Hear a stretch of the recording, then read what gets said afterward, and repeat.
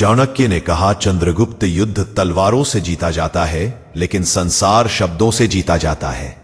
जिसने शब्दों पर नियंत्रण हासिल कर लिया, उसने जीवन जीत लिया। एक योद्धा शरीर से लड़ता है, पर सफल व्यक्ति शब्दों से। चंद्रगुप्त ने पूछा, आचार्य, क्या शब्द सच में तलवार से अधिक प्रभावशाली हो सकते हैं? चाणक्य बोले, तलवार केवल सामने वाले को हराती है, लेकिन शब्द सामने वाले को अपने पक्ष में कर लेते हैं। और संसार में हार जीत से अधिक महत्वपूर्ण है समर्थन और भरोसा। यदि तुम शब्दों की कला सीख गए, तो बिना लड़े भी राज्य तुम्हारे पक्ष में खड़ा हो जाएगा। आज मैं तुम्हें 9 नियम बताऊंगा। इन 9 नियमों को सीख लिया तो तुम किसी सभा में, किसी सेना में, किसी मित्र में, किसी शत्रु में, हर जगह प्रभाव स्थापित कर सकते हो। यह कला तुम्हें राजा बनाएगी, सिर्फ योद्धा नहीं। चंद्रगुप्त ने कहा, आचार्य, आप मार्गदर्शन दीजिए, मैं एक एक शिक्षा को आत्मसात करूंगा। चाणक्य ने कहा, पहला नियम, बोलने से पहले सुनना सीखो। जो सुनता नहीं, वह कभी बोल नहीं पाता। चाणक्य बोले, यदि तुम किसी सेनापति से बात कर रहे हो और उसकी समस्या नहीं सुनते, वह तुम्हारे आदेश नहीं मानेगा। यदि तुम किसी किसान से बात कर रहे हो और उसकी पीड़ा नहीं समझते, वह तुम्हारे निर्णयों का समर्थन नहीं करेगा। सुनने से सामने वाले को महसूस होता है कि उसकी बात महत्वपूर्ण है, और जब वह महसूस करता है कि उसकी बात महत्वपूर्ण है, तब वह तुम्हारे शब्दों को भी महत्वपूर्ण मानने लगता है। फिर चाणक्य ने एक उदाहरण दिया। एक बार मैं तक्षक के व्यापारी से मिला। वह क्रोधित था क्योंकि राजा उसे कर मैं छूट नहीं दे रहा था। मैंने कुछ नहीं कहा, केवल उसकी पूरी बात सुनता रहा। उसका क्रोध शांत होने लगा, क्योंकि उसे लगा कि पहली बार कोई उसकी बात समझ रहा है। उसके बाद मैंने कहा, मैं तुम्हें पूरी छूट नहीं दे सकता, पर तुम्हारी समस्या समझकर तुम्हारे व्यापार के लाभ के अनुसार कर में उचित बदलाव किया जाएगा। व्यापारी ने इसे स्वीकार किया। चंद्रगुप्त, यदि मैंने पहले उसकी बात नहीं सुनी होती, तो उसका निर्णय कभी ना बदलता। चाणक्य निष्कर्ष निकालते हैं, शब्दों की शक्ति सुनने से शुरू होती है। चंद्रगुप्त ने चुपचाप इसे ग्रहण किया। चाणक्य ने दूसरा नियम बताया, बोलो कम, पर इतना कहो कि पूरा प्रभाव पड़े। चंद्रगुप्त ने पूछा, आचार्य, कम बोलना बुद्धिमत्ता है या मजबूरी? चाणक्य बोले, कम बोलना प्रभाव है। जो व्यक्ति अधिक बोलता है, वह अपने शब्दों की कीमत कम कर देता है। याद रखो, जो व्यक्ति अपने शब्द को दुर्लभ बनाता है, उसका हर वाक्य मूल्यवान हो जाता है। चंद्रगुप्त ने पूछा, इसे उपयोग कहां किया जा सकता है? चाणक्य बोले, सभा में, युद्ध क्षेत्र में, मंत्रियों के बीच, और यहां तक कि परिवार में भी। उदाहरण दो। एक राजा ने अपने पुत्र को उत्तराधिकारी घोषित करते समय लंबा भाषण दिया। नियम, मूल्य, वंश, परंपरा सब बताया। भीड़ में शोर रहा। दूसरा राजा केवल इतना बोला, आज मैं तुम्हें उत्तराधिकारी घोषित करता हूं, क्योंकि मुझे विश्वास है कि तुम इस राज्य का सम्मान बढ़ाओगे। और पूरा राज्य खुशी से झूम उठा। पहला राजा समझाना चाहता था, दूसरा राजा भरोसा देना चाहता था। कम शब्द भरोसा पैदा करते हैं। चंद्रगुप्त ने कहा, तो आचार्य, कम और प्रभावी बोलने के लिए कैसे अभ्यास करें? चाणक्य ने उत्तर दिया, 3 बातों से। सोचो क्या कहना है, छातो क्या नहीं कहना है, बोलो केवल वही जो आवश्यक है। फिर चाणक्य ने तीसरा नियम बताया, शब्दों में स्पष्टता लाओ। चंद्रगुप्त ने पूछा, स्पष्टता क्यों आवश्यक है? चाणक्य ने कहा, अस्पष्ट शब्द दुविधा पैदा करते हैं। दुविधा भ्रम पैदा करती है, भ्रम विरोध पैदा करता है। राजा वही सफल है जिसकी बात में भ्रम नहीं होता। उदाहरण देते हुए चाणक्य बोले, यदि सेना को आदेश दिया जाए, तुम्हें जल्द हमला करना है, तो जल्द का अर्थ हर सैनिक अलग अलग निकालेगा। लेकिन यदि कहा जाए, सूर्य अस्त होने से पहले हमला करो, तो हर सैनिक एक ही अर्थ निकालता है। अधिकतम सफलता वही मिलती है जहां संदेश स्पष्ट होता है। चाणक्य ने निष्कर्ष दिया, गलत व्यक्ति के हाथों तलवार से कम, गलत शब्दों से अधिक विनाश होता है। चंद्रगुप्त मनन करता रहा। चाणक्य ने अगला नियम बताया, सही शब्द सही व्यक्ति को ही कहो। चंद्रगुप्त ने पूछा, क्या हर सत्य हर किसी को बताना चाहिए? चाणक्य बोले, नहीं, सत्य भी समय, स्थान और व्यक्ति के अनुसार कहा जाना चाहिए। जो सत्य गलत समय पर कहा जाए वह लाभ नहीं देता बल्कि नुकसान पहुंचा देता है।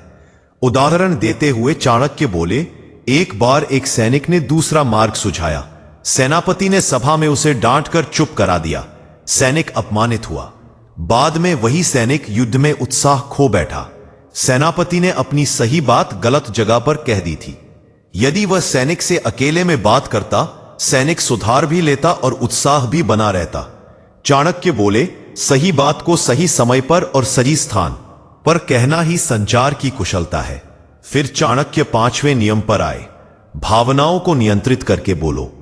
क्रोध में कहा गया शब्द शक्ति नहीं, कमजोरी है। दुख में कहा गया शब्द निवेदन नहीं, निर्भरता है। उत्साह में कहा गया शब्द वादा नहीं, जल्दबाजी है। चंद्रगुप्त ने पूछा, यदि नियंत्रण खो जाए तो चाणक्य बोले, जब मन अशांत हो लंबे वाक्य नहीं बोलो। बात को छोटा करो या स्थगित कर दो। नियंत्रण शब्दों की गुणवत्ता को बचाता है। उदाहरण देते हुए चाणक्य बोले, एक शिष्य से गलती हुई। मैंने तुरंत कहा, हमें इस पर बाद में बात करनी होगी। यदि मैं उसी क्षण क्रोध में कुछ कह देता तो मेरा कहना सुधार नहीं, इंसल्ट बन जाता। शब्द वही थे, परिणाम अलग। इसके बाद चाणक्य बोले, छठा नियम, सामने वाले को यह महसूस कराओ कि तुम्हारी बातें उसी के हित के लिए है। चंद्रगुप्त ने पूछा, यह कैसे? चाणक्य बोले, जब तुम किसी से बात करो, वाक्य मैं से नहीं तुमसे शुरू करो। इससे सामने वाले को लगता है कि बात उसके हित में है। चंद्रगुप्त ने उदाहरण मांगा। चाणक्य बोले, यदि तुम सैनिक से कहो, मैं चाहता हूं कि तुम युद्ध में अपना सर्वश्रेष्ठ दो, तो वह तुम्हारी इच्छा पूरी करेगा या नहीं, निश्चित नहीं। लेकिन यदि तुम कहो, तुम्हारी बहादुरी से ही यह युद्ध जीता जा सकता है, तो वह अपनी खुद की प्रतिष्ठा के लिए लड़ेगा। चाणक्य बोले, जो व्यक्ति सामने वाले के हित को दिखा दे, उसके शब्द कभी अस्वीकार नहीं होते। इसके बाद चाणक्य बोले, 7वां नियम, बोलते समय उद्देश्य मत भूलो। चंद्रगुप्त ने पूछा, उद्देश्य से कैसे संबंध है? चाणक्य बोले, हर वाक्य का लक्ष्य होना चाहिए। यदि तुम बिना लक्ष्य के बोलते हो तो तुम्हारे शब्द तुम्हारे विरुद्ध जा सकते हैं। उदाहरण देते हुए चाणक्य बोले, एक राजा ने कहा, मैं प्रजा से प्यार करता हूं। उसका उद्देश्य अच्छा था, लेकिन उसने कभी नहीं बताया कि वह प्रजा के लिए क्या कर रहा है। प्रजा ने समझा कि राजा केवल कह रहा है, कर नहीं रहा। शब्द उद्देश्य के बिना कमजोर हो जाते हैं। शब्द और लक्ष्य का मिलन ही संचार की सफलता है। इसके बाद चाणक्य ने कहा, 8वां नियम, सामने वाले के ज्ञान और समझ के स्तर के अनुसार बात करो। जो बातें लोग समझ नहीं पाते, उन्हें स्वीकार नहीं करते।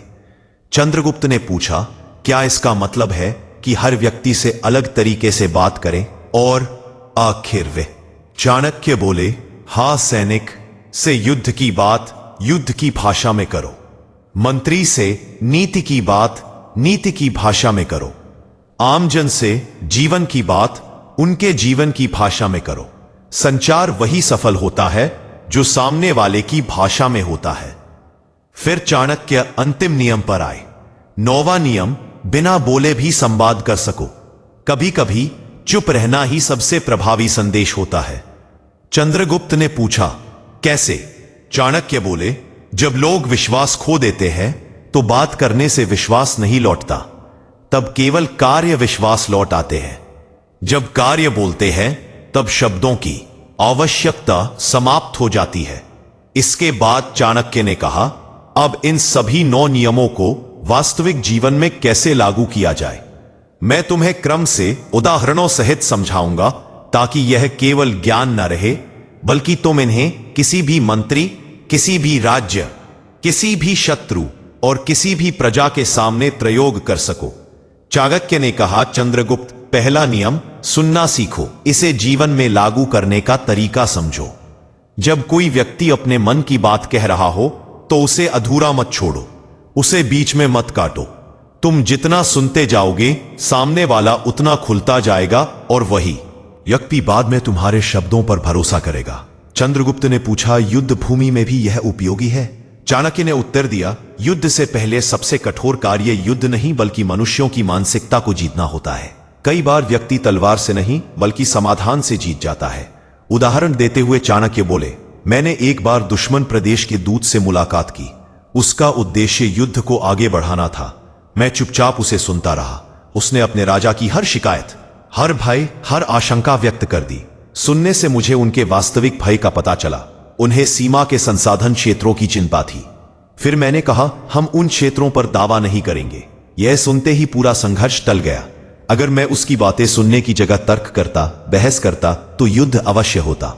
सुनना कभी कमजोरी नहीं, रणनीति होती है। चाणक्य ने इसे कंठस्थ किया।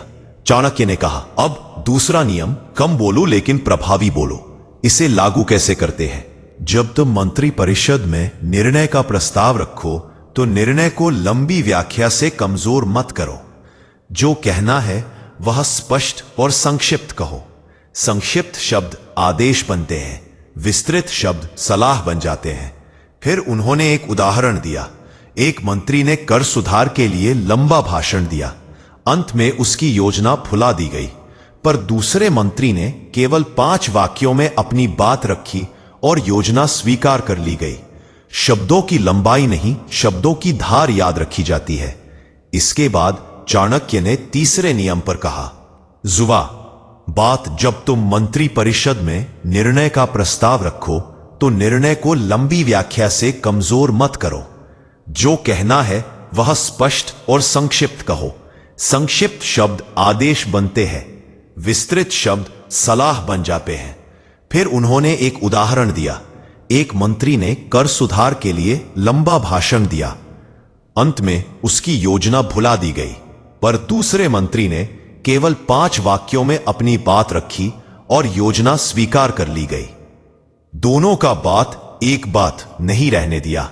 इसके बाद चाणक्य ने तीसरे नियम पर कहा, जब तुम मंत्री परिषद में निर्णय का प्रस्ताव रखो तो निर्णय को लंबी व्याख्या से कमजोर मत करो। जो कहना है वह स्पष्ट और संक्षिप्त कहो। संक्षिप्त शब्द आदेश बनते हैं, विस्तृत शब्द सलाह बन जाते हैं। फिर उन्होंने एक उदाहरण दिया।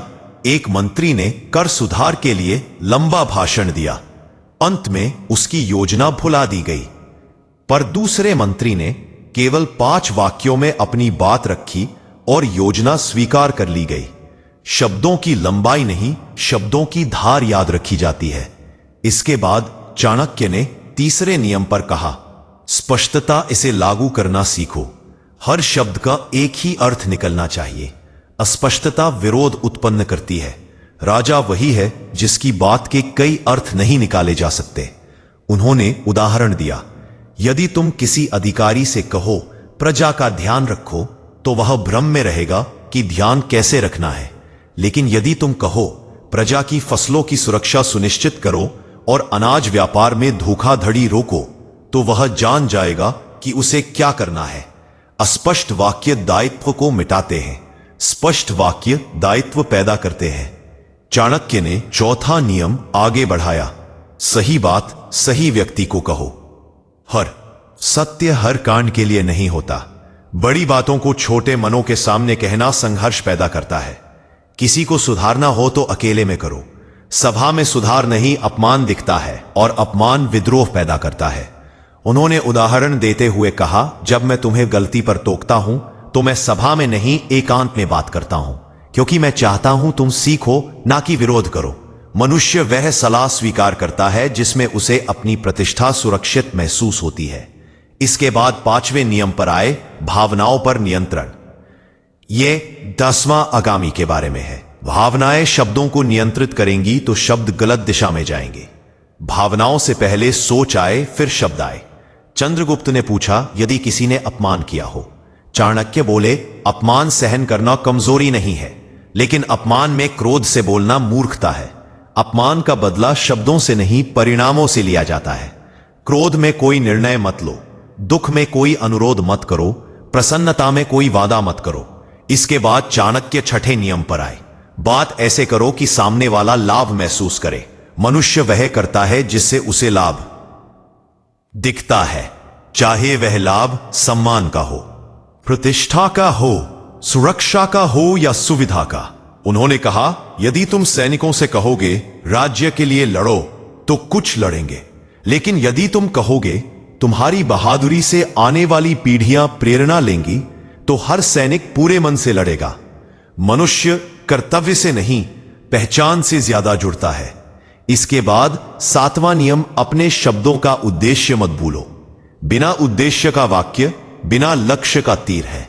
उदाहरण देते हुए चाणक्य बोले, यदि तुम्हारा उद्देश्य किसी मंत्री को समस्या बताना है तो समाधान बताने में समय मत खो, और यदि उसके बातचीत के उद्देश्य बताने में समय मत खो, तो उद्देश्य समाधान बताना है तो समस्या दोहराने में समय मत खो।